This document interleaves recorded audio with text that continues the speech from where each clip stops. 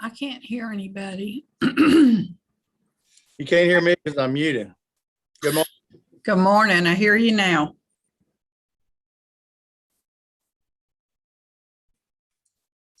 All right, let's get rolling. Chambers County Commissioners Court. Chambers County Probate Court come to order.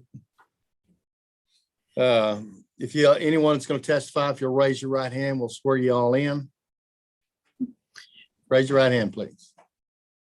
Do you swear or affirm that the testimony you're giving today is true and correct? So help you God. I do. Thank you, ma'am. All right, cause number 21 CPR 0118, the stated Janie Gail Hale. Mr. Cotton. Mr. Cotton, no? Oh, I don't see him. He was here earlier, Judge. I saw him. Maybe that's him connecting now.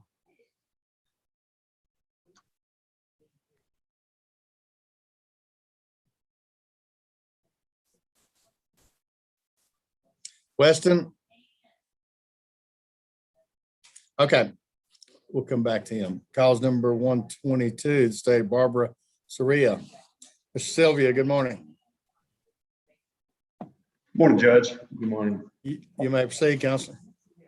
Thank you, Judge. Judge, I've got Mr. Richard M. Soria. And, okay, Mr. Soria, is it true that Barbara D. Soria, the decedent, died on October 31st, 2020 in Dayton, Chambers County, Texas, at the age of 78 years, and that 4 years have not elapsed since the date of her death? And Mr. Soria, is it true that Barbara Soria was domiciled and had a fixed place of residence in Chambers County on the date of her death? Yes. I'll wait for the judge to get back to finish the. That's all right. I had to shut the door. It's getting a little loud in our office. Go ahead. Okay. Mr. Soria, is it true that the document dated June 23rd, 2004, which was shown to you that we've submitted to the court and purports to be Barbara Soria's will, was never revoked as far as you know? Yes. And Mr. Soria, is it true that a necessity exists for the administration of Barbara Soria's estate? And is it true that no child or children were born to or adopted by Barbara Soria after the date of her will? No. So yes, that's true. Yes, I'm sorry. Thank you. Is it true that she was not divorced or had her marriage annulled or declared void after the date of her will? And is it true that you, as the independent executor named in the will, are not disqualified by law from accepting letters testamentary or from serving as such, and that you are entitled to such letters? Yes. No further questions, Judge. All right, hereby admit the will of probate and authorize letters. Thank you, Counselor. Ms. Soria, take care. Thank you, Judge.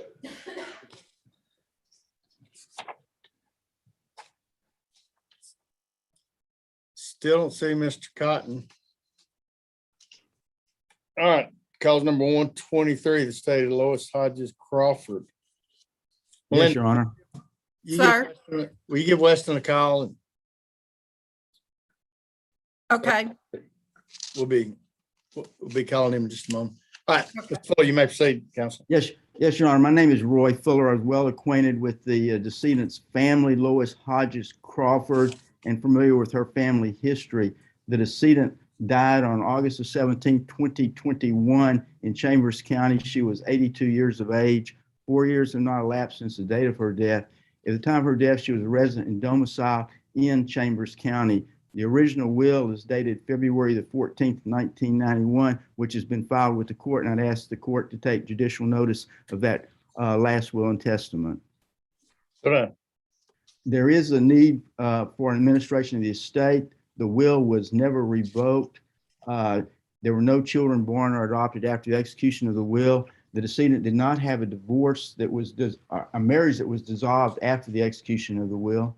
The will named the daughter Paula Slaughter Orsack, who is now Paula Harmon, to serve as independent executor, and I know of no reason why she would be disqualified.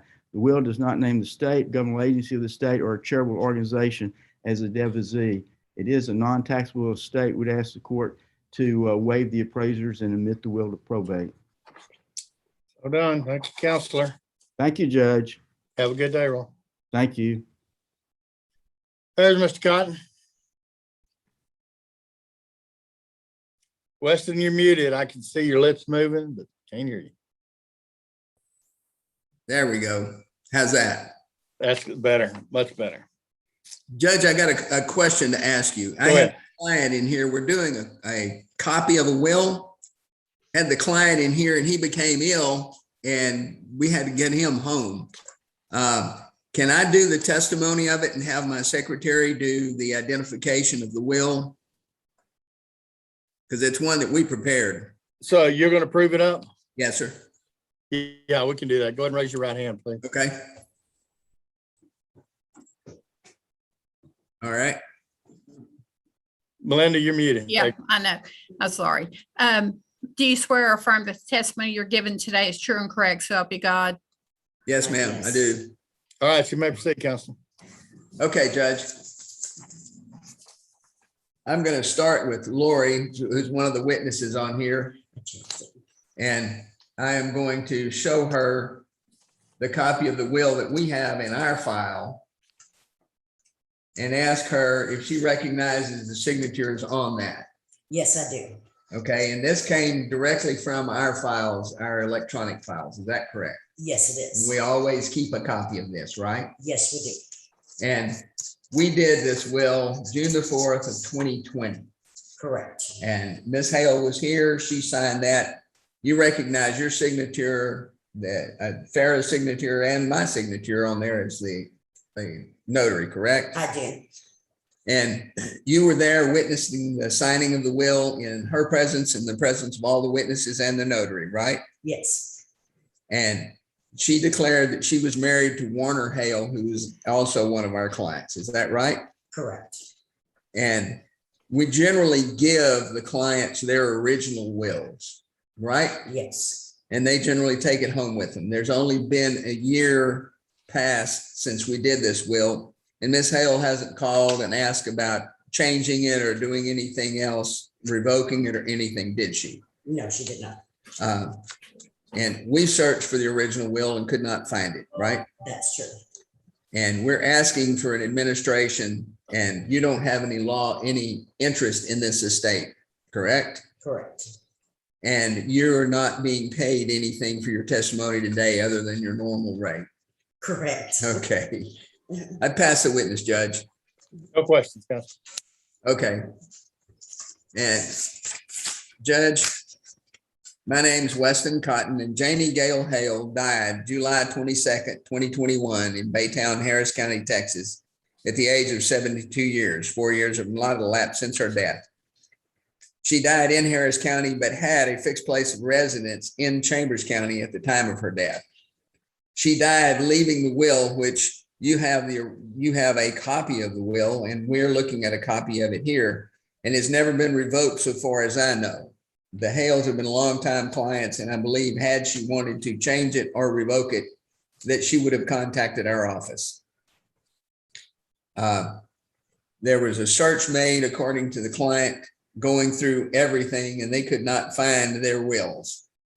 In the conversation with him early on, he had been looking for the wills and could not find his or hers, so he has no idea what happened to them. There is a necessity for the administration of the estate, and the will was self-proved and was made in our office using my secretaries and myself.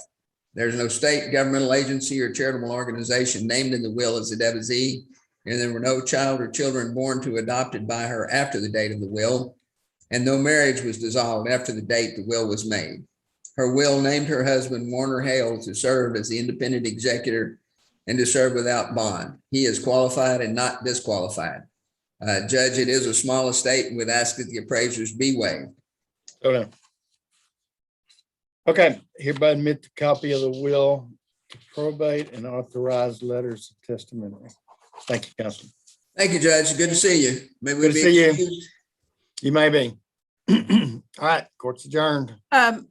Mr. Kale and Miss Robinson, what, were they here for the two They were orders? both they were both beneficiaries to the will. Okay, All three were. You were here listening in, correct? to the probate? All right. Y'all have a good day. Yeah, thank you. Thank you, Judge.